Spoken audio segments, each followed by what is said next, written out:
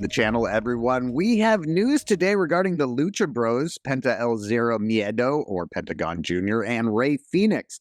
So in recent weeks, there have been a lot of reports and rumors saying that the Lucha Bros had signed with WWE and were expected to debut in the promotion shortly.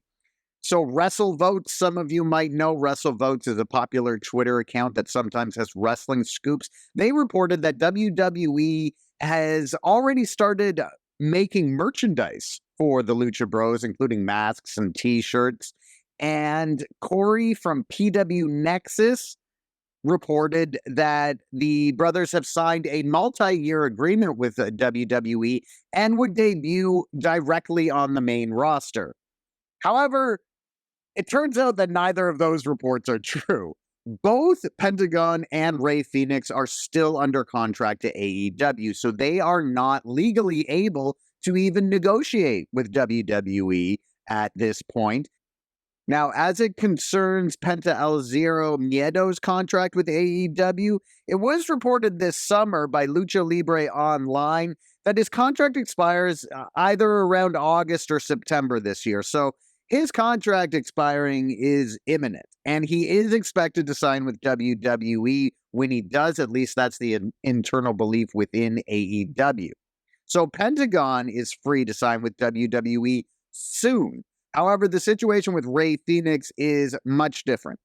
So much like WWE has, AEW contracts have a clause, a stipulation where the company can add time onto your contract for the time that you've missed due to injury. So say if wrestler A was injured 6 months and their contract comes up in January, AEW could extend their contract to June. WWE has a very similar clauses in their contracts as well. So Rey Fenix has missed up to a year of injury time. So AEW actually has the option to extend Fenix's contract all the way for a year, preventing him from signing with WWE at the same time as his brother.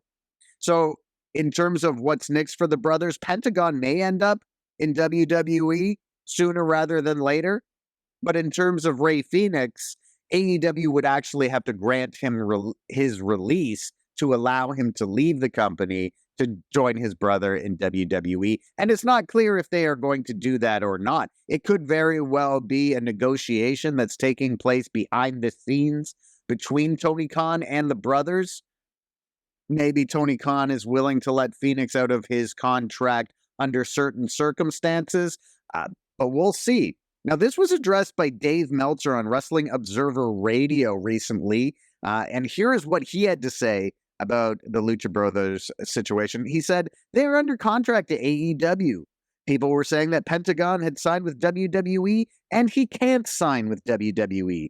Technically, he is telling people that he has not talked to them. Of course, that's not true. In a sense, if he says he had, that's tampering. He's under contract to AEW. Meltzer would continue, it's still up in the air with Tony Khan. I was told tonight that Rey Fenix has not been told that he's been released or going to be allowed to go, and he's got about a year left due to injury time. His contract itself is up at the same time that Penta's would be, but they can keep him for another year, and I don't know what's going to happen. So, Fenix could end up just sitting on the sidelines until late 2025. And we talked in a previous video about Miedo. Miedo's under contract with AEW until 2026, but it's not clear if the company is going to let him out of his contract either. A couple other news items just to cover so you are kept up to date with everything.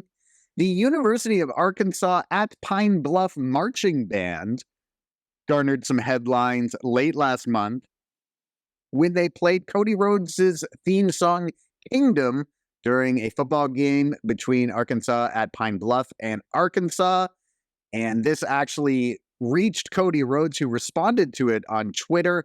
And now the band has announced that they will be performing at Bad Blood in Atlanta on October 5. So perhaps that's a case where they will be playing Cody Rhodes' theme music as Rhodes makes his ring entrance. Other news going around wrestling today, Zilla Fatu is no longer appearing at GCW events. So this is the son of WWE Hall of Famer Umaga, who was trained at Booker T's school. So the promotion wrote on Twitter that Zilla Fatu will not be appearing on tonight's GCW event in Philadelphia or any GCW shows for the foreseeable future. We tried our best to avoid this situation, but we have reached an impasse. We wish him the best. So something has happened between Zilla Fatu and GCW.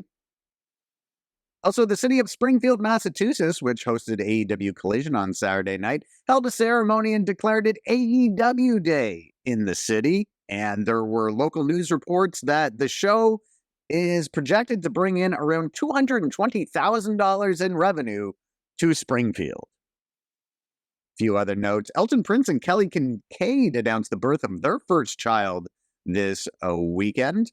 And in other pretty deadly related news, Kit Wilson and Stevie Turner were married over the weekend. So big weekend for Pretty Deadly. Yes, boy. Dustin Rhodes has announced that he's forming the Rhodes Wrestling Association. Of course, he has the Rhodes Wrestling Academy. And so in November, he is launching a promotion to go along with that. Also, and this is unconfirmed, but Andrew Zarian of the Matt Men podcast is reporting that AEW pay-per-views are expected to be streaming on Max in January 2025, or possibly even sooner than that. And I know that will be welcome news to many. That's all for this video, everyone. Make sure you are subscribed and click the notification bell so you don't miss out on any more reports